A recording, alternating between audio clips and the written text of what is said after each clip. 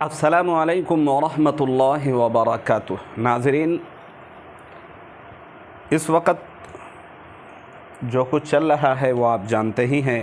مسلمانوں کے ورد پارلیمنٹ میں وقف امینڈمنٹ بل پیش کیا گیا ہے، اس پر مولانا محب اللہ صاحب کیا کہتے ہیں، خود سماعت کیجیے۔ بسم اللہ الرحمن الرحیم۔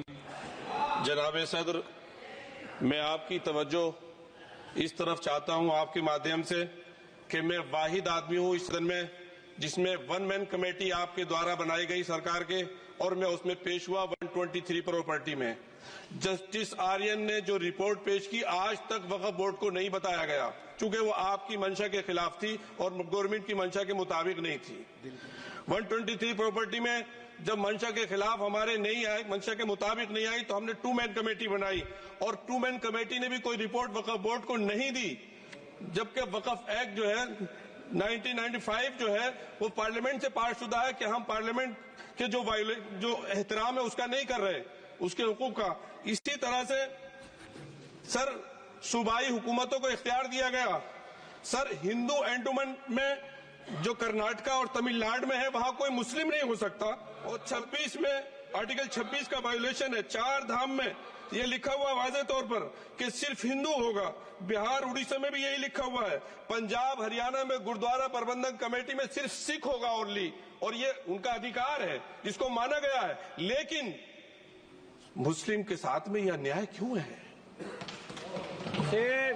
اور سن لیجیے سر میں آپ کی توجہ کے چاہتا ہوں، دنیا کا سب سے پہلا وقف خانہ کعبہ مکے میں ہے، کیا ہم اس کے اوپر بھی سوال اٹھائیں گے کہ وہاں پر بھی ہمارا کوئی ہندو بھائی ہو؟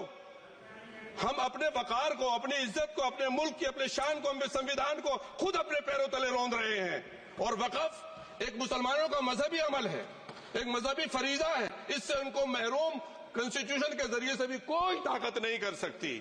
سر یہ ہم بہت بڑی غلطی کرنے جا رہے ہیں جس کا خمیازہ ہمیں ابھی نہیں صدیوں تک ہم بھگتتے رہیں گے، کیونکہ ہم خود اپنے کنسٹیٹیوشن کو، سنویدھان کو، اس کی پامالی کر رہے ہیں۔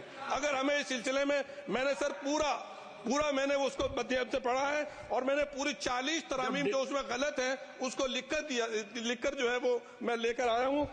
سر اس کے ذریعے سے سرکاری عملے کو باضابطہ طور پر یہ حق آخر کلیکٹر کو دیا جا رہا ہے، سروے کمشنر کے اختیارات ختم کیے جا رہے ہیں۔ آخر سروے کمشنر بھی تو گورنمنٹ آف انڈیا کا ہوتا ہے۔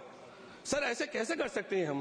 اور پھر سر اس میں میرے مذہب کے متعلق چیزیں ہیں تو وہ کیسے کوئی دوسرا طے کرے گا؟ کیا قرآن میں کیا لکھا ہے، فقہ میں کیا لکھا ہے، اسلام میں کیا لکھا ہے، یہ آپ طے کریں گے یا میں طے کروں گا؟ سر اس سے ہم مذہب میں دخل اندازی کر رہے ہیں، انٹرفیرنس آف دا ریلیجن کر رہے ہیں۔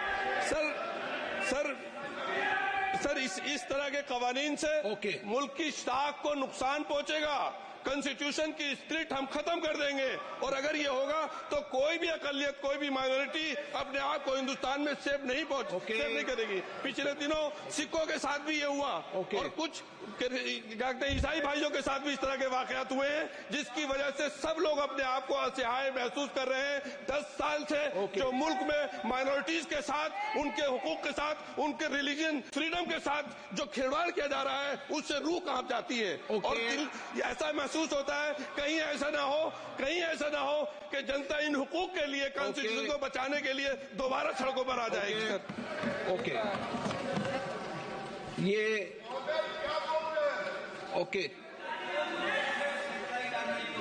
رول 72 کے تحت یہ وشے ہے، اس لیے میرا آپ سے آگرہ میں اس سے آگرہ کرتا ہوں کہ سنکشپت میں اپنی بات کو رکھیں۔